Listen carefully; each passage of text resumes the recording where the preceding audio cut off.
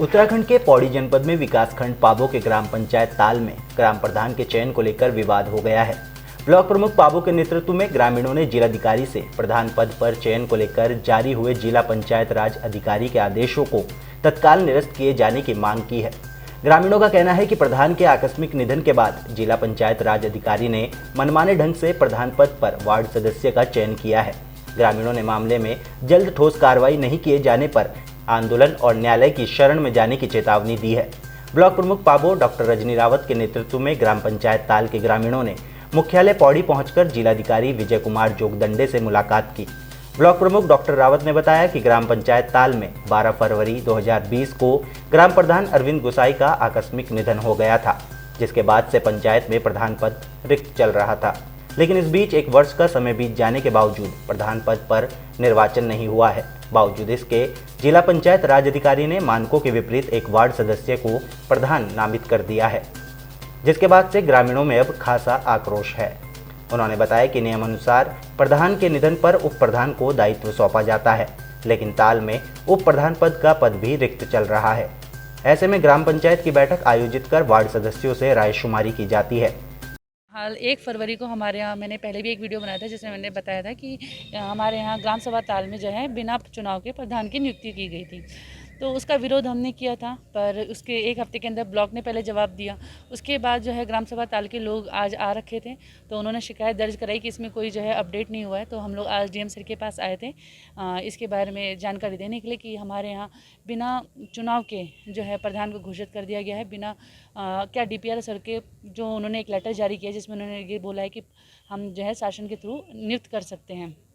तो मैं पूछना चाहती हूँ कि पूरे ज़िला में हमारे 29 सीट जो हैं वो खाली हैं प्रधान की। तो अगर उनके पास इतनी पावर है तो बाकी के जो पद रिक्त हैं उनमें क्यों नहीं कर दिया गया है। और दूसरी बात ये कि जो हमारा जो इसका नॉमिनेशन होता है, अगर हम सोचें कि चलो एक पद रिक्त है तो उसके लिए भी जो हमारे वार्ड मेंबर्स होते हैं उनकी मेजोरिटी देखी जाती है कि आपका फेवर किस तरफ जा रहा है। ऐसे नहीं कि हम आए और हमने किसी को भी घोषित कर दिया। उसके जो हमारे वार्ड मेंबर्स होते हैं उनकी सहमति, ग्राम सभा की मीटिंग होती है, उसमें सहमति जताई जाती है और मेजोरिटी देखी जाती है। उसके बेसिस पे अगली नियुक्ति की जाती है रिक्त पद के लिए भी, जो टेम्परेरी व्यवस्था है। ऐसे नहीं कि ऊपर से आदेश आया और आप किसी को भी बना दें। अगर ऐसे होने लगे तो कोई भी आम आदमी उठ के खड़ा हो जाए कि मैं यहाँ का प्रधान हूँ।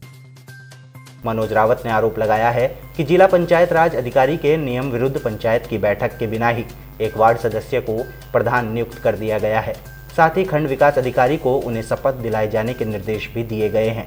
ग्रामीणों ने कहा है कि विभागीय अधिकारी के मनमाने आदेशों को जल्द निरस्त नहीं किया गया तो आंदोलन किए जाने के साथ ही न्यायालय की शरण भी ली जाएगी।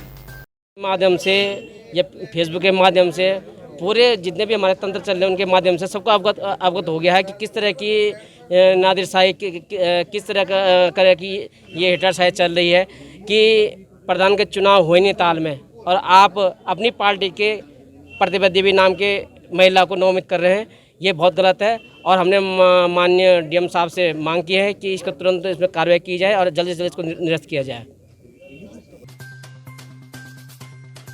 उत्तराखंड में 2022 में विधानसभा चुनाव होने वाले हैं, जिसको लेकर कांग्रेस अब मंथन पर लगी है, लेकिन कांग्रेसी कार्यकर्ताओं में जुनून दिखाई नहीं दे रहा है।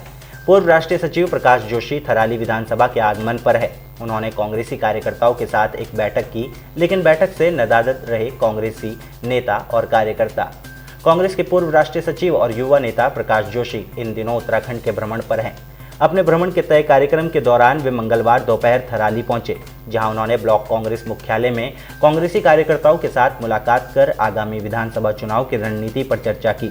लेकिन कार्यकर्ताओं से मुलाकात के दौरान कांग्रेस के कुछ लोग बैठक से नदारद दिखे, जिसको लेकर कांग्रेसी कार्यकर्ताओं में भी निराशा देखने को मिली।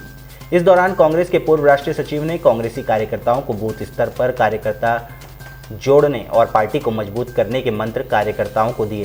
साथ ही उन्होंने कहा कि बूथ बूथ गांव-गांव पार्टी को मजबूत करके निश्चित ही कांग्रेस 2022 विधानसभा चुनाव में फतह हासिल करेगी।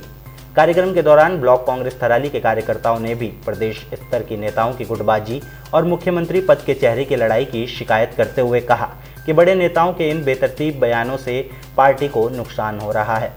जोशी जी आए थे, कांग्रेस के प्रत्येक कार्यकर्ता की उन्होंने बात सुनी है और जो कांग्रेस के कार्यकर्ताओं ने उनको सुझाव दिए हैं वो हाईकमान तक उन सुझावों को पहुंचाएंगे और उम्मीद करते हैं कि उस पर मंथन होगा। गुटबाजी और नहीं, हम तो ये कहते हैं कि कांग्रेस के बिना कोई नेता नहीं है।